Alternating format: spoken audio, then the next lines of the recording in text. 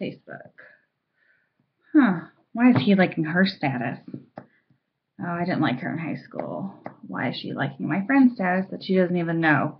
Facebook and relationships, social media, relationships, Instagram, all need boundaries. In today's society, as in technology and society, I have learned that in social media, we definitely need our own boundaries. I've compiled a list of 10 top things to follow when on a social media account so that you don't wreck your actual real life relationships. With social media, specifically Twitter, Facebook, Instagram, Snapfish, any kind of Tinder, dating sites, YouTube even, that I'm on right now, you have to protect yourself and the information that you want to limit to other people. There's professional boundaries, so you don't necessarily want to upload a picture of you partying when your boss can see your Facebook post. You don't want to necessarily, befriend a coworker and call in sick that day as well. That cannot look good for your career and can actually jeopardize what you need to do, and that's pay your bills and survive and contribute to society. The one thing with, let's say, Facebook account is you want to limit the information that you put out there. You want to make sure that you have a little bit more privacy. You don't want everybody to know everything about you, everything that you're doing, everything that you're saying. You do want somewhat of a private life. The number one rule, as what they're saying, is that you need to give yourself permission to set boundaries. Okay, I'm not going to befriend coworkers.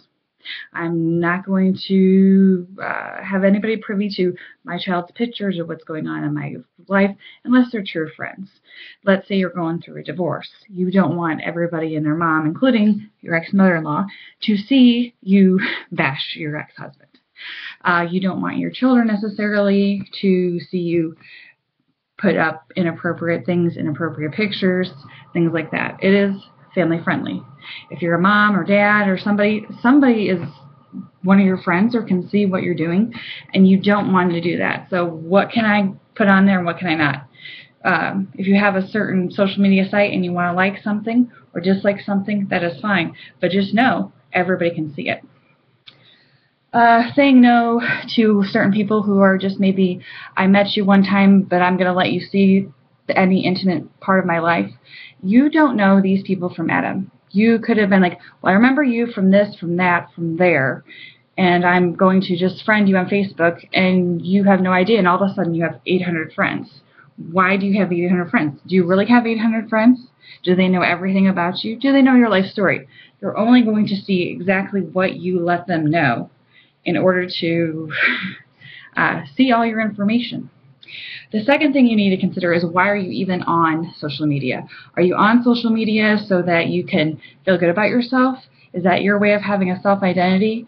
Or is it your way of having, let's say, for my instance, I have Facebook because everybody throughout my entire life is on there. So it's like a wedding where everybody gets together.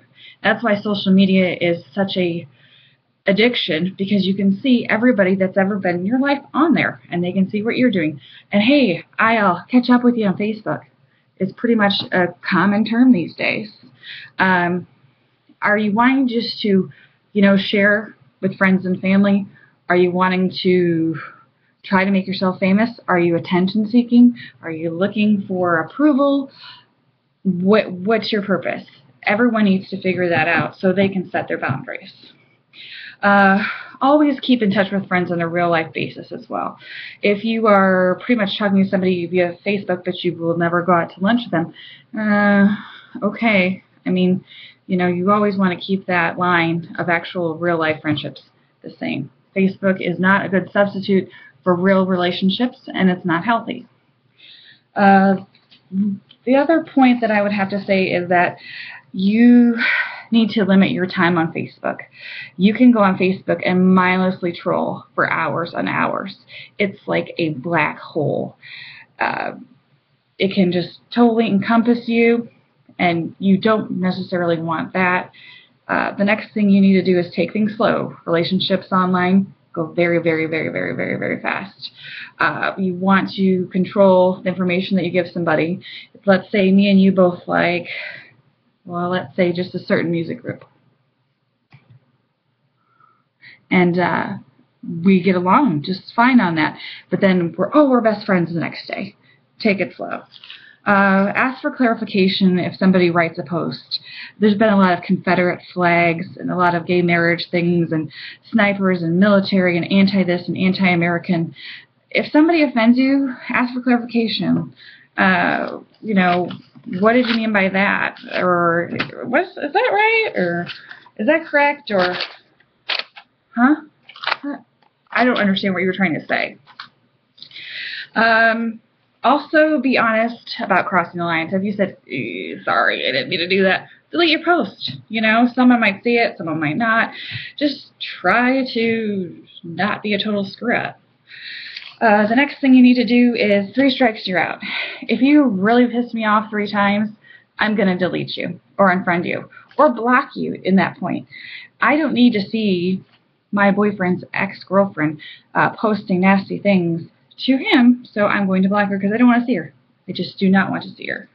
The next thing is give them the benefit of the doubt. Some people, you might take offense to something even though they might have not have meant it because you're not seeing what verbal cues that they're able to say. Like if I said, I really like you, I really like you, I really like you.